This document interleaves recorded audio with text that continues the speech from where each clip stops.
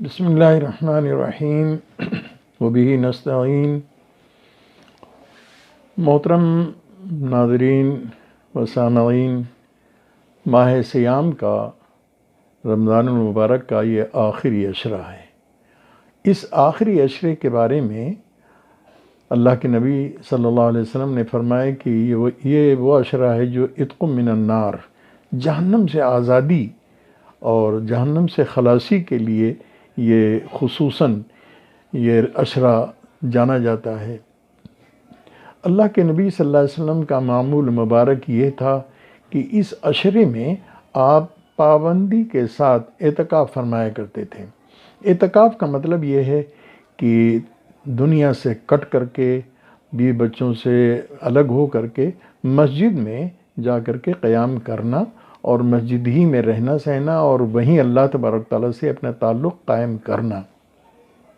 مقصد یہ ہوتا ہے کہ یکسوئی کے ساتھ نہ اب کمائی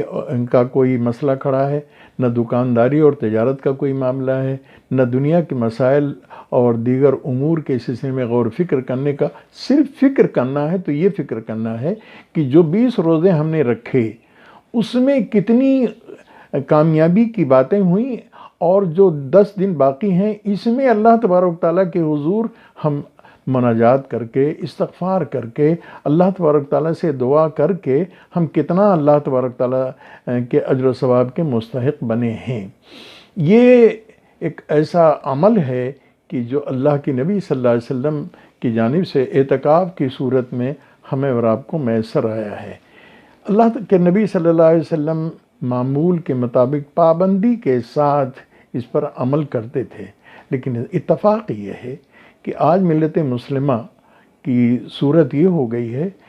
کہ اس سال تو خیر یہ لاک ڈاؤن کی بنا پر مسجدیں بند ہیں، وہاں صرف اذان کی آواز گونجتی ہے، جماعت سے نماز نہیں پڑھی جاتی ہے، وہاں کوئی طاق راتوں میں رونق نہیں ہوتی ہے، وہاں کسی کو جانے کی اجازت نہیں ہوتی ہے۔ لیکن میں یہ عرض کروں کہ اس سلسلے میں جو ملت مسلمہ کا ذہن یہ ہے کہ رمضان کے پہلے اور دوسرے عشرے میں تو عبادت کر لو، لیکن آخری عشرے میں عید کی تیاری کرو۔ عید کی تیاری کس بات کی تیاری؟ اللہ تبارک و تعالیٰ کی جتنی بندگی کرو گے، اللہ تبارک تعالیٰ نے فرمایا کہ اتنی ہی تمہاری زندگی کامیاب ہوگی۔ حضرات سامعین اور ناظرین، آپ یہ غور فرمائیں کہ اللہ تبارک و تعالیٰ نے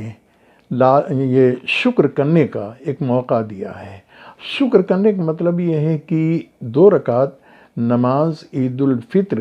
یہ شکرانے کی نماز ہوتی ہے، جو 6 تکبیروں وَلِتُكَبِّرُوا اللَّهَ عَلَىٰ مَا هَدَاكُمْ لَعَلَّكُمْ تَشْكُرُونَ، اللہ تبارک تعالیٰ نے فرمایا کہ اللہ کی کبریائی بیان کرو۔ اسی لیے علماء نے اسے 6 تکبیروں زائد کے ساتھ اسے ادا کرنے کا۔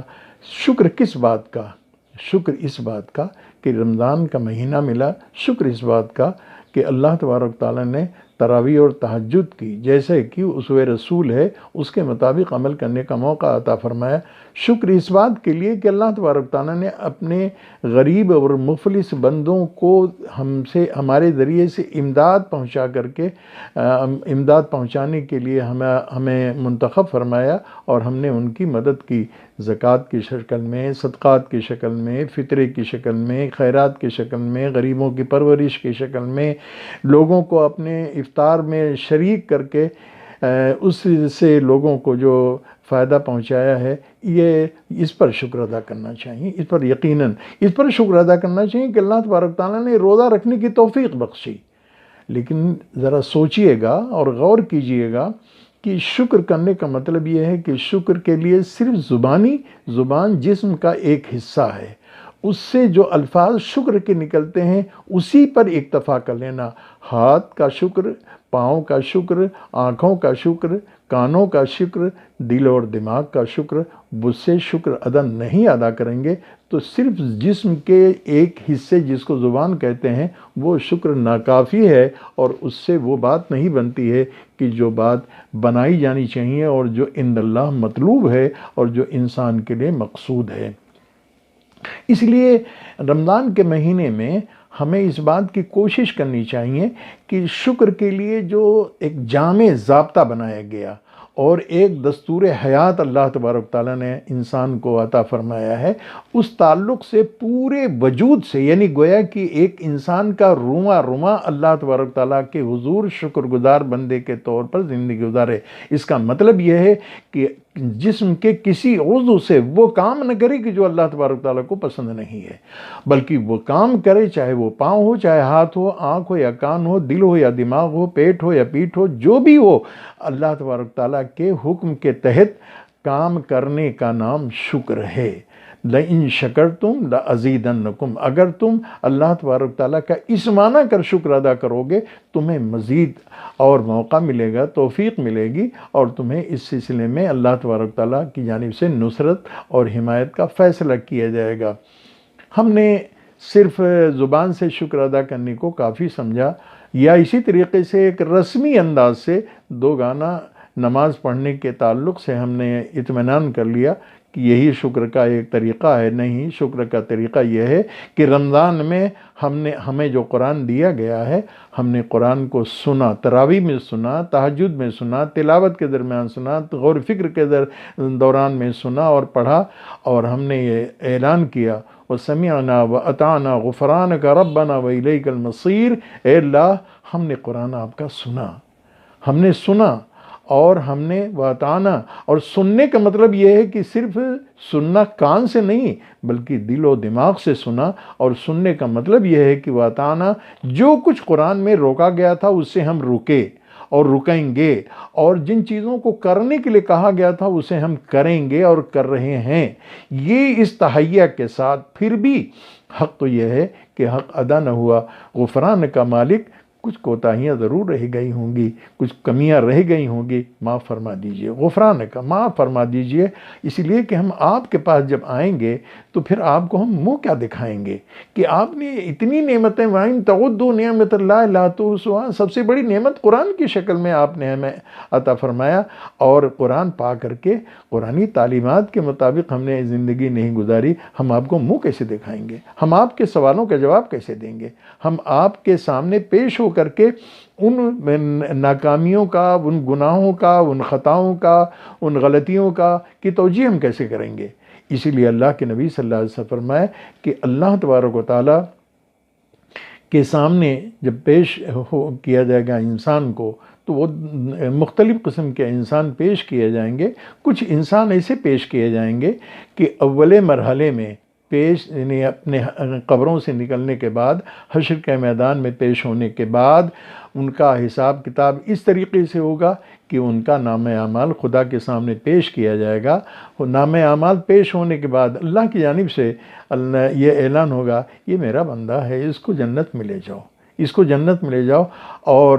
اس جنت کی نعمتوں سے اس کو فائدہ پہنچانے کے لیے وہاں انتظام کرو جو پہلے سے انتظار کیا جا رہا ہے۔ اللہ کے نبی صلی اللہ علیہ وسلم فرمائے کہ اس کو کہتے ہیں حساب یسیر۔ لیکن اگر کسی شخص سے یہ پوچھا گیا تم نے نماز کیوں نہیں پڑھی، تم نے زکوٰۃ کیوں نہیں دی، تم نے روزہ کیوں نہیں رکھا، جہاں یہ کیوں کا سوال پیدا ہوا، فقد ہلک، وہ ہلاک ہو گیا۔ اس لیے کہ کسی کے پاس یہ توجیہ نہیں ہوگی کہ تمام آسانیوں کے باوجود ہی نہیں بلکہ اللہ کے راستے میں نے جو زحمتیں اور دشواریاں برداشت کرنی چاہیے تھیں وہ کیوں نہیں تم نے برداشت کی۔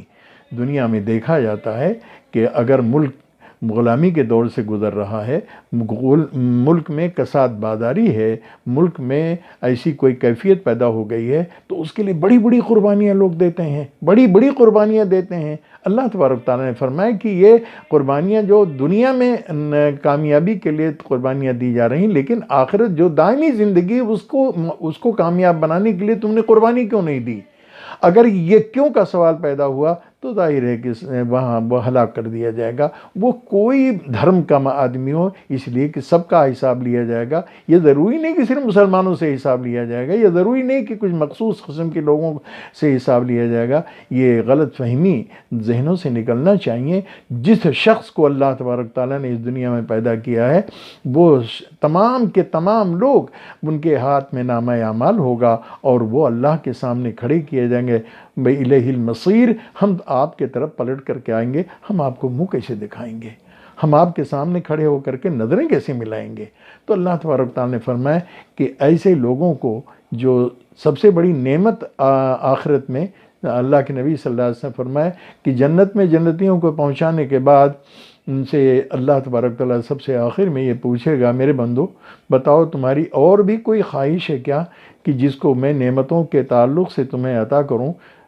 جنت کے لوگ کہیں گے اللہ تبارک تعالیٰ اتنا دے دیا ہے، اتنا دے دیا، ہمارے وہم و گمان میں، ہمارے تصور اور خیال سے بھی زیادہ آپ نے ہمیں دے دیا ہے۔ اللہ تبارک تعالیٰ فرمائے گا کہ نہیں، ایک اور نعمت بڑی ہے بھی تمہارے سامنے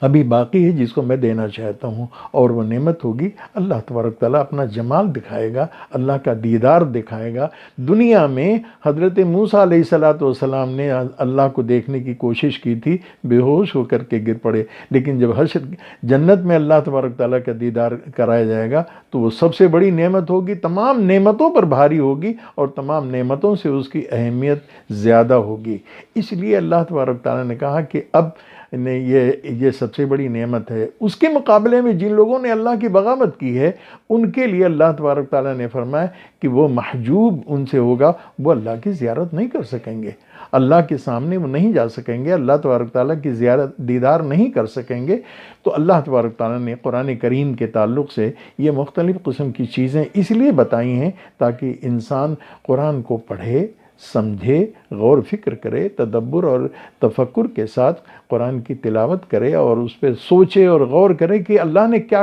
کرنے کے لیے کہا ہے اور کن باتوں سے رکنے کے لیے کہا ہے۔ اگر ہم یہ کرنے، اختیار اور اجتناب کی پالیسی کو اختیار کرتے ہیں، اپناتے ہیں، تو اس کا مطلب ہے کہ ہماری دنیا زندگی کامیابی ہوگی اور آخرت میں بھی اللہ تبارک تعالیٰ ہمیں کامیابی سے ہمکنار فرمائے گا۔